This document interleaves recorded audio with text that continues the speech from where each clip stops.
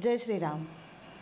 मैं आभा करंदीकर, आपका ज्योतिष का यूट्यूब चैनल है अनुचरणी आभाश्री, इस चैनल पे आपका स्वागत करती हूँ। इस चैनल से बहुत कुछ ज्योतिष के बारे में हम लोग वीडियो बनाते हैं और आप देखते हैं, इसलिए प्रथमतः धन्यवाद बोलती हूँ मैं आपको। इस चैनल पे आज जो हम लोग वीडियो देखने वाले वो अंत तक देखिए और लाइक कीजिए और शेयर करना मत भूलिए, क्योंकि जो विषय आज हम लोग लेके आए हैं, मैं जो लेके आई हूँ वो विषय हमारे भारत के सभी रहवासियों के लिए महत्वपूर्ण है। ये मैं क्यों कह रही हूँ वो अभी आपको थोड़ी देर में समझ में आएगा, क्योंकि भारत देश के बारे में हम लोगों को बहुत ही प्रेम है और जिस देश का सर्वोच्च पद रहता है वो राष्ट्रपति पद है। इस राष्ट्रपति पद पे अभी कोविंद जी अभी संभाले हुए हैं और इनका कार्यकाल अभी 2022 में ख़त्म होने वाला है या उसका पूरा होने वाला है। ये 2022 में अभी नए राष्ट्रपति चुने जाएंगे। हमारे भारत में राष्ट्रपति चुने जाते हैं और इसका इलेक्शन प्रॉपर होता है और ये इसके डिटेल में हम लोग नहीं जाएंगे, क्योंकि इसके बारे में आपको पता चलेगा। मीडिया में इसके बारे में बहुत सी चर्चा चल रही है। अभी 2022 में हमारे जो नए राष्ट्रपति आएंगे, जो हमारे भारत का सर्वोच्च पद प्राप्त करेंगे, उनके बारे में कुछ देखेंगे ज्योतिष क्या कहता है क्या नहीं। ये ऐसा क्यों कहती हूँ मैं, क्योंकि किसी व्यक्ति की कुंडली मालूम होती है तो वो पंतप्रधान होंगे, मुख्यमंत्री होंगे, जो भी है वो एक व्यक्ति की कुंडली बता सकती है। लेकिन अभी इसके दावेदार कौन है ये अभी तक मालूम नहीं है, क्योंकि हर एक पक्ष से कोई ना कोई तो दावेदार खड़ा रहता है और इसके बारे में अभी मीडिया में बहुत चर्चा चल रही है। मीडिया में ज़्यादा से ऐसा बोला जा रहा है कि वेंकैया जी नायडू, आनंदीबेन पटेल, शरद जी पवार और अगर देखे जाए तो केरल के जो राज्यपाल हैं उनका भी आरिफ मोहम्मद खान, उनका भी नाम आगे आ रहा है। अभी ये मीडिया कह रही है, लेकिन हम लोगों को ये बात पक्की मालूम है कि हमारे माननीय प्रधान जी नरेंद्र जी मोदी और अमित जी शाह ये ऐसी इस तरह से नए नए लोग जो बहुत चुन के लाते हैं कि जो हमारे लिए बहुत अच्छे रहते हैं, ऐसा दिखाई देता है। मतलब कोई प्रेडिक्ट नहीं कर सकता कि वो क्या करेंगे और किस तरह से हमारे राष्ट्रपति होंगे। यही बात मैं मेरे जो ऑफिस में जो हमारे सहचारी है उनसे बात कर रही थी, तो इसी बात में मीडिया में जो देख रहे हैं, इसी चर्चा में आगे जाते हुए उन्होंने पूछा, पूरी आत्मीयता से पूछा कि हमारे राष्ट्रपति कौन होंगे। हम लोग बहुत ज्योतिष शास्त्र से बहुत कुछ देखते हैं, लेकिन हमारे भारत का प्रमुख पद जो है वो किसे मिलने वाला है, या अगर वो आदमी हम लोग नहीं कह सकते अगर हम लोग तो, लेकिन इसका वर्णन तो कर सकते हैं। ज्योतिष से हम लोग किस एरिया से आने वाले हैं, किस तरह से देखने वाले हैं, किस तरह से सोचने वाले हैं, इस तरह का भी हम लोग प्रेडिक्शन कर सकते हैं। तो चलो देखते हैं, क्योंकि ज्योतिष के जो भी यूट्यूब चैनल है जो उसमें अभी तक मैंने देखा नहीं है कि राष्ट्रपति पद के लिए कौन आएगा या कहाँ से आएंगे। कौन मतलब किसी आदमी का नाम नहीं बता सकेंगे, लेकिन क्योंकि उनकी कुंडली मालूम नहीं। अगर जो भी दावेदार रहेंगे उनकी कुंडली प्राप्त होती तो हम लोग देख सकते थे, लेकिन अभी ऐसा कुछ नहीं है। इसीलिए हम लोग किस एरिया से आ सकते हैं, किस तरह के हो सकते हैं, ये तो हम लोग देख सकते हैं। क्योंकि ज्योतिष शास्त्र में अभी हम लोगों को एक अच्छी बात है कि किसी व्यक्ति ने पूरी आत्मीयता से अगर प्रश्न पूछा हो तो उस वक्त की कुंडली देखी जाती है, उसे प्रश्न कुंडली कहते हैं, और प्रश्न कुंडली सटीक उत्तर देते हैं। ऐसा बहुत बार दिखाई देता है। अगर कुछ गलत हुआ तो वो ज्योतिष जो आदमी है उसका गलत हो सकता है, लेकिन शास्त्र गलत नहीं है। इसलिए आज हम लोग वो प्रश्न कुंडली के बारे में देखने वाले हैं। ये जो जिस वक्त हमारी बात हुई थी वो पूना में मेरा ऑफिस है और वो पूना में हम लोग बात कर रहे थे 15 मई 2022 और शाम को 5 बजे 43 मिनट में मैंने प्रश्न कुंडली देखी, क्योंकि उसके पहले 10-15 मिनट हमारी बहुत चर्चा हुई और उन्होंने कहा कि अगर बहुत बहुत दिग्गज, मतलब जो बहुत पुराने दिग्गज ज्योतिषी बता सकते हैं कि इस राष्ट्र में ऐसा होगा, उस राष्ट्र में वैसा होगा, लेकिन किसी का नाम नहीं लेते, इस राष्ट्र में इस तरह का आदमी आएगा कि जो इस तरह का काम करेगा, इस तरह की प्रेडिक्शन उन्होंने की है, तो हम लोग क्यों नहीं देख सकते। इस वजह से हम लोगों ने ये प्रश्न कुंडली देखी है। अभी ये प्रश्न कुंडली का तो डिटेल मैंने आपको दिया है। उस कुंडली जब मैंने सामने आई तो उस वक्त तुला लग्न था और चंद्र और केतु तुला राशि में थे, लग्न में थे। ये कुंडली में डिटेल में ज़्यादा नहीं बताऊंगी क्योंकि सबको इंटरेस्ट नहीं रहता। ज़्यादातर हम लोग क्या देखेंगे और क्या नहीं वो सोचते हैं। और ये कृष्णमूर्ति पद्धति से या केपी सिस्टम से देखी है, थोड़ा दोनों का साथ साथ, क्योंकि कृष्णमूर्ति वैदिक बेस पहला रहता है, बाद में कृष्णमूर्ति रहती है सिस्टम। तो इस सिस्टम से हम लोग देखेंगे। तो तुला लग्न आया था, तुला ही मुझे राशि थी, चंद्र और केतु उसी में था। और मंगल शनि कुंभ में पंचम भाव में थे। गुरु शुक्र और नेपचून जो है, मतलब बृहस्पति शुक्र और नेपचून, ये छठे भाव में थे, मीन राशि में है। और राहु हर्षल ये मेष राशि में सप्तम भाव में है। रवि बुध उस टाइम बकरी था, रवि और बुध और ये वृषभ राशि में अष्टम भाव में है। इस तरह की ये कुंडली है।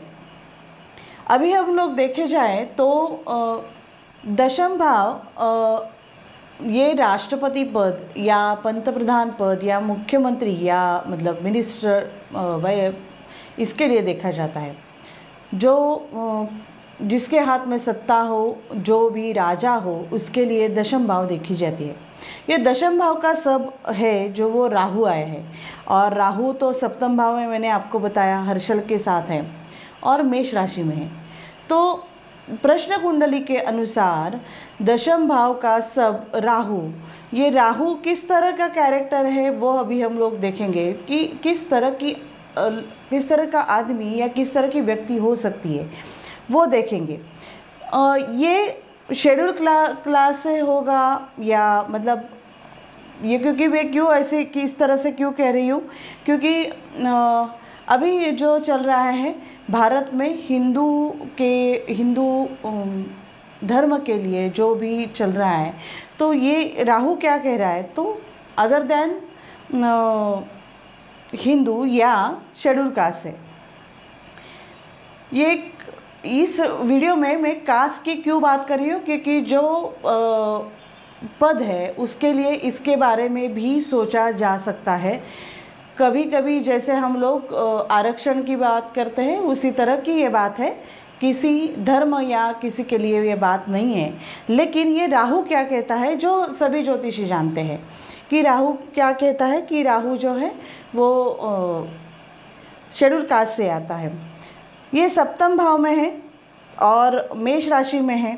और राहु का जो नक्षत्र स्वामी है, राहु की खुद की राशि नहीं है, इसलिए वो उसके जिस स्थान में बैठे हो उस स्थान का स्वामी, जिस राहु पे जिस ग्रह की दृष्टि हो उस ग्रह का कारकत्व या उसका कार्य, मतलब जो भी उसका कैरेक्टर रहेगा वो।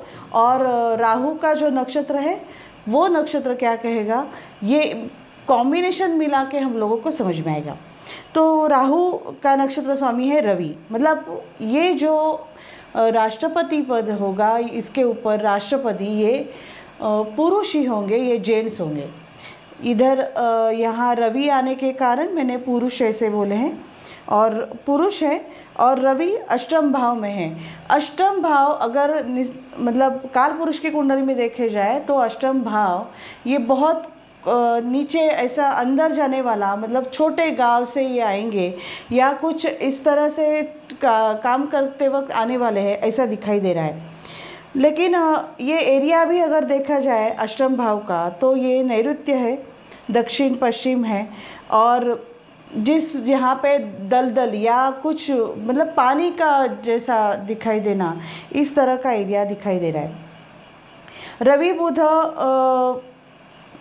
के साथ है, रवि बुध के साथ है, तो बुध मतलब ज़्यादा बड़ी उम्र वाले नहीं रहेंगे, ये ऐसा दिखाई देता है, क्योंकि वो भी क्राइटेरिया देखा जाता है कि ज़्यादा उम्र रहेगी तो उनकी तबीयत के लिए भी सोचा जाता है। और रवि जो राहु जो है वो उनका उपनक्षत्र स्वामी ये मंगल आया है, और उनका राहु का ये राशि स्वामी भी मंगल है। मतलब मंगल भी क्या कह रहे हैं वो देखेंगे। मंगल पंचम भाव में है। पंचम भाव धर्म से, उपासना से जुड़ा है, सात्विक और धर्म से जुड़ा है, और न्याय के बारे में भी पंचम भाव देखे जाते हैं। तो मतलब धर्म से जुड़े हुए ये व्यक्ति रहेगी, ऐसे दिखाई देती है। और मंगल है, इसलिए ये किसी भी धर्म के लिए ज़्यादा से ज़्यादा काम करेगी, ऐसे दिखाई देती है। प्रश्न देखते वक्त गुरु की दशा चल रही थी, और गुरु ही अंतर्दशा चल रही थी। तो गुरु भी हम लोग जानते हैं कि धर्म के लिए हम लोग बृहस्पति देखते हैं, गुरु देखते हैं, और धर्म का प्रचार प्रसार करने के लिए बृहस्पति भी काम आते हैं। तो मतलब मंगल ये एग्रेसिव किसके लिए रहेगा, तो धर्म प्रचार और प्रसार के लिए रहेगा, ऐसा दिखाई दे रहा है। और इसी तरह हम लोग अगर देखे जाए तो शनि की राहु पे दृष्टि है। तो शनि जो बैठे हैं वो खुद की राशि में, कुंभ राशि में है, पंचम भाव में बैठे हैं, मंगल के साथ बैठे हैं। तो शनि न्याय के कारक है। तो जो न्याय रहेगा धर्म के लिए, या जो भी अपने भारत के लिए जो सही रहेगा, सही मैं क्यों बात कर रही हूँ, शनि जो है ना वो किसी की तरफ नहीं जाते, वो न्याय प्रिय है। तो वो जो भी भारत के लिए सही रहेगा उसके साथ रहने वाला है। तो ये शनि की दृष्टि राहु पे है। तो इस तरह से ये राहु बताते हैं कि ये कैसे रहेंगे। तो ये धर्म के लिए काम करने वाले रहेंगे, शेड्यूल कास्ट से रहेंगे, या इनके बारे में अगर देखा जाए तो वो ज़्यादा से ज़्यादा मतलब छोटे गांव से या छोटे शहर से आने वाले हैं, या हम लोग बोलेंगे कि छोटे गांव में या हर एक आदमी के साथ काम करने वाले रहेंगे, ऐसा दिखाई देता है। हर्षल के साथ राहु है, तो इसलिए ये दिखाई देता है ये बहुत बुद्धिमान रहेंगे। लेकिन राहु है, हर्षल है, इसके वजह से ये थोड़ा कम बोलेंगे, लेकिन जो भी बोलेंगे वो सटीक बोलेंगे। मतलब मुद्दे सुध बोलते हैं, परफेक्ट, ज़्यादा नहीं बोलेंगे, लेकिन जो बोलेंगे वो करेक्ट बोलेंगे, इस तरह से दिखाई देता है। अगर राहु की हम लोग वर्णन देखा जाए, मतलब कैसे रहता है, तो देखा जाए कि ये उग्र चेहरा रहने वाला, या तांबूस कलर के रहने वाले, मतलब थोड़े डार्कर, सशक्त और बहुत ही महत्वाकांक्षी रहेंगे। और ये महत्वाकांक्षा, मैं वापस बोल रही हूँ कि इनकी महत्वाकांक्षा ज़्यादा से ज़्यादा धर्म के लिए रहेगी। यह जो भारत हिंदू धर्म के लिए, हिंदू के लिए ज़्यादा काम करने वाला है अभी ये सरकार, तो उसके लिए जो परफेक्ट पर्सन रहेंगे, ऐसा दिखाई दे रहा है। राजकारणी भी बहुत रहेंगे, मतलब राजकीय कारकिर्द उनकी बहुत रहेगी। दूर तक विचार करने वाले, मतलब लंबे सोच कर कुछ निर्णय लेने वाले ऐसे लेंगे। क्योंकि ऐसा क्यों लग रहा है, क्योंकि मोदी जी और अमित जी बहुत कुछ भारत में, भारत के संविधान में या कुछ नियम के लिए चेंजेस करने की सोच रहे हैं, कि जो बहुत अंग्रेज़ों की यहाँ से चल रहा है और ये अभी करेक्ट नहीं है। और इसके लिए उनको राष्ट्रपति पद का, या वो जो भी राष्ट्रपति रहेंगे उनका साथ रहना बहुत ज़रूरी है। तो वो सब सोच के वो कौन राष्ट्रपति रहेंगे, या उसका मतलब उसका दावेदार के लिए किसे चुना जाएगा, वो हम लोग देख रहे हैं। इनका जो भी काम रहेगा एकदम परफेक्ट रहेगा, और समाज कार्य के लिए, समाज के लिए ज़्यादा काम करने वाले रहेंगे। शायद आरएसएस के भी हो सकते हैं, मालूम नहीं, क्योंकि हर एक आदमी आरएसएस का रहेगा ऐसी बात नहीं है, लेकिन आरएसएस की विचारधारा लेके, मतलब आरएसएस का विचार हिंदू धर्म के लिए काम करना है, ऐसा हम लोग देख रहे हैं या सुन रहे हैं।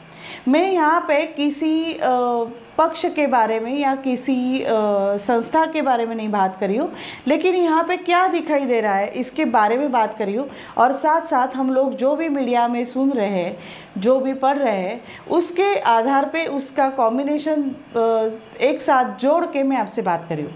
इसलिए आरएसएस के बारे में मैंने बात की कि आरएसएस के विचार, संघ विचार अगर उनसे जुड़ जाए तो मोदी जी उसी से आए हैं और उनको एक साथ काम करने के लिए बहुत अच्छा रहेगा, इस तरह का उनका सोच रहेगा। लेकिन ये एरिया कहाँ से है? अभी मैंने आपको बोला कि नैऋत्य दिशा, अगर भारत की नैऋत्य दिशा देखे जाए तो आसाम हो सकती है, आसाम के तरफ से हो सकता है। किस तरह से आप देखेंगे वो बात है, लेकिन कौन होगा ये हम लोग नहीं बता सकते, क्योंकि किस व्यक्ति को चुना जाएगा वो नहीं बता सकते। लेकिन किस एरिया से हम लोग जो अभी प्रश्न कुंडली से बात करें, ये 5-10 तक का इधर उधर हो सकता है, क्योंकि इतना बड़ा भारत है और भारत में नैऋत्य दिशा में एक हम लोग अभी देख रहे हैं तो नैऋत्य दिशा में आसाम आ रहा है। मैंने एक बात, बर्बर दिशा से राहु जो आता है ना, वो बर्बर दिशा से आते हैं। मतलब बर्बर मतलब जहाँ जिस देश में या जिस एरिया में, जिस गांव में उधर के लोगों ने बहुत सहा होगा, बहुत दुख झेला होगा, उस देश से आए होंगे ऐसा दिखाई दे रहा है। क्योंकि राहु कहाँ से आते हैं, तो राहु बर्बर दिशा से आते हैं, ऐसा दिखाई दे रहा है।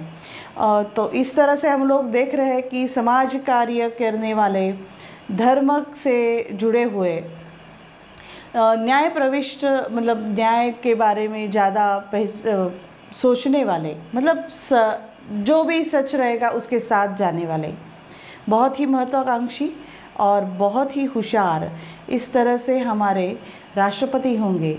और मैंने एरिया बताया कि कहाँ से आ रहे हैं, और आसाम क्यों बता रही हूँ, ये नैऋत्य दिशा में आ रहे हैं। और आसाम की अगर देखी जाए तो हर एक शहर की, हर एक राज्य की, हर एक गांव की एक राशि होती है। तो आसाम की वृश्चिक राशि है, जो मैंने आपको बताया कि रवि अभी वृश्चिक राशि में था प्रश्न कुंडली में, और राहु है वो है पश्चिम राशि में। लेकिन राहु की अगर हम लोग अंश देखें तो वो भी वृषभ की ओर ही जाते हुए देख रहे हैं। राहु 28 अंश 26 कला पे है, तो मतलब ज़्यादा पश्चिम की ओर नहीं है। अगर ये देखा जाए तो आप सोचेंगे कि किस तरह से हम लोगों ने नैऋत्य दिशा निकाली। दो तरीके से हम लोग देख सकते हैं। तो एक बात है कि भारत का मैप ऐसा रखें और इसके ऊपर कुंडली देखें तो आपको नैऋत्य दिशा में हम लोगों को आसाम दिखाई दे सकता है। अगर दिशा से देखा जाए, मतलब सूर्य कहाँ से आते हैं, रवि कहाँ से आते हैं, उस तरह से देखा जाए तो आपका आंसर अलग रहेगा। लेकिन मैं सोच रही हूँ कि आप अगर ये इस तरह से सोचा जाए, और क्या हो रहा है, आसाम की राशि भी वृश्चिक ही आ रही है, वो ये सब मैच हो रहा है, इसलिए मैं आसाम की बात कर रही हूँ। ये सब प्रश्न कुंडली है, ये पहली बार किसी ने, मतलब मैंने राष्ट्रपति के लिए इस तरह से कुंडली देखी है, और ये पहला प्रयोग है। हम लोग देखेंगे और अगर ये बराबर आता है तो आगे जाएंगे, अगर गलती हो गई तो क्या हो ये है हम लोग देखेंगे। तो इस तरह से आप पूरा वीडियो देखिए और लाइक कीजिए, और सबको सब्सक्राइब करना ना भूलिए। इस चैनल पे राजकीय जो भविष्यवाणी है वो भी आती है, महाराष्ट्र के भी बारे में मैंने पहले दिया था। इस तरह से इस चैनल पे भविष्यवाणी रहती है, वो भी आपको तुरंत समझ में आएगी। सब्सक्राइब कीजिए, नोटिफिकेशन का बटन दबाना मत भूलिए और शेयर करना ना भूलिए। और आप सभी को पूरा साल आपके लिए बहुत शुभकारक हो, यही कह के मैं विराम लेती हूँ। धन्यवाद।